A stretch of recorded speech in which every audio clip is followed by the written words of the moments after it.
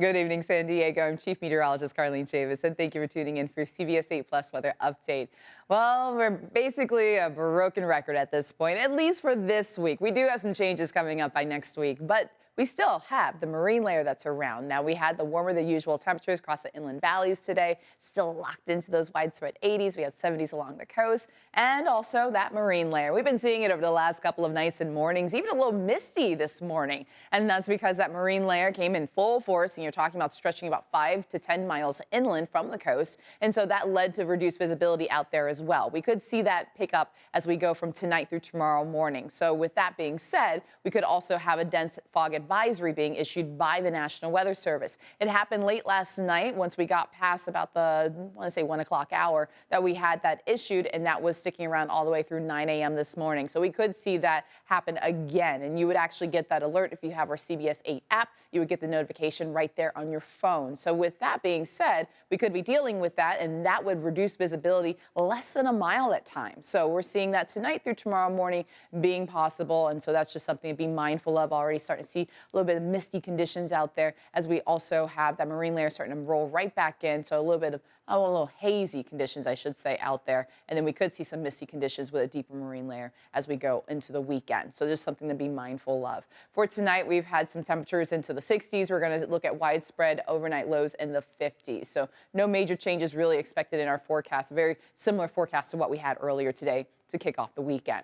You have widespread 50s, 55 degrees for Poway, 59 degrees expected for Encinitas, 48 degrees for Ramona, 68 degrees for Borrego Springs, 59 for downtown, and 55 degrees for Chula Vista. Then you get to the heating of the day. So we have that marine layer that starts to clear, especially across inland areas. That would be around 9 a.m. in the morning, and then we get into the rest of the day. And because of that cooler air being pushed in from the coast is going to stay mild compared to the rest of the county. So you have those low 70s for daytime highs.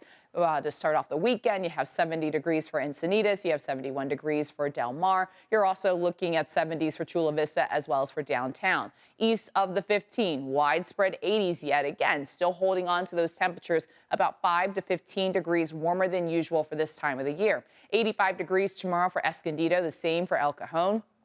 Also at 96 degrees for Borrego Springs, and you have those 80s right there across the mountains.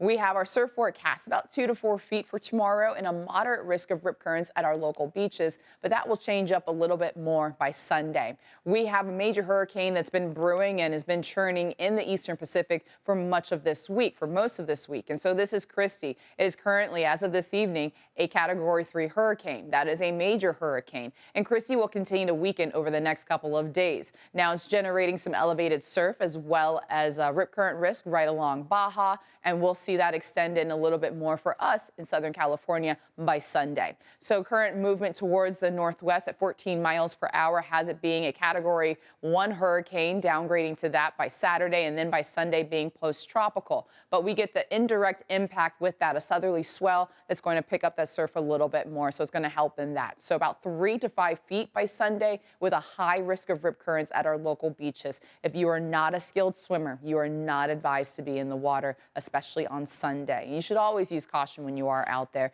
and it's always best to swim near lifeguard towers. So another change up in the forecast over the weekend is the added cloud cover that we're going to see. Temperatures are still going to be warmer than usual across the inland regions, and that's because we still have this area of high pressure that we are sitting under. So you're talking about this ridge that's been created right there in the jet stream, but you also see this dip. That's going to be more pronounced over us as we go into the start of next week. So the area of low pressure moves in for the Pacific Northwest by this weekend. They start to see scattered showers, also talking about snow for higher elevations. And then this area of low pressure moves over the west, and that dip in the jet stream moves over Southern California.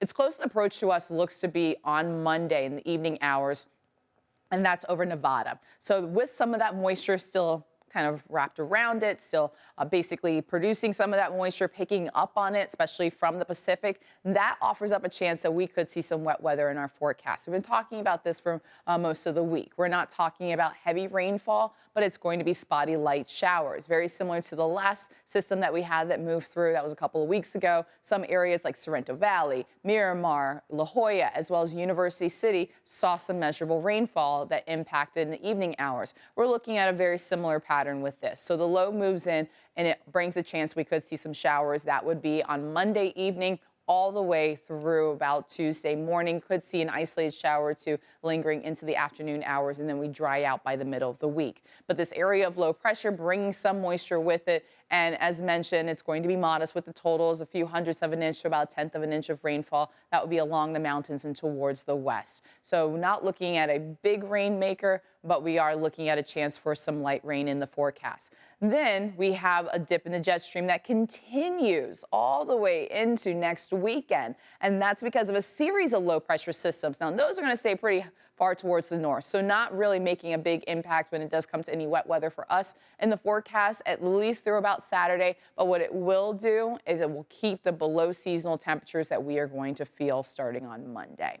When we look at our rain chance outlook, as mentioned, a little bit of an uptick going from about Monday into Tuesday, and then we dry out once we get to the middle of the week. So for the coast, you're talking the low 70s this weekend for your daytime highs. You're back into the 60s starting on Monday, and then there's that chance for some light rain in the forecast on Tuesday in the morning hours, maybe a isolated shower or two by the afternoon, but overall just really starting to dry out once we get to the afternoon, and then mostly sunny conditions as we go from the middle of the week all the way into Halloween. So if you had any festivities, you want to be out there trick-or-treating with your kids, grandkids, your friends, your family, no problem. Mother Nature will definitely be helpful, but it will be a little cool out there. So just something to be mindful of, especially for the little ones. So we are looking at the cooler temperatures moving in by the start of next week for the coast. And we're going to see that across the entire county. You have the 80s this weekend for the inland valleys. You're back into the 70s by next week. 70s really taking over, but also talking about those upper 60s on Tuesday with that slight chance for some light rain.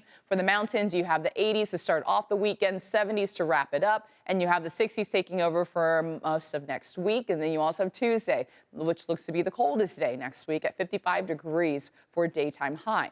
Also talking about the desert, as mentioned, this is going to be a countywide cool down, bringing us about 10 to 15 degrees below seasonal for most of the county, especially inland areas. You have the 90s this weekend for the desert, going right back to widespread 70s, but not talking about a chance for any light rain for the desert. That moisture does not look to push past the mountains, so you're talking about gusty west winds that will help bring down those temperatures as you go, as mentioned, from the 90s this weekend for the desert back into the 70s by Tuesday, and you're going to stay in that range all the way until Friday of next week. I hope you have a wonderful weekend, and thanks for tuning in.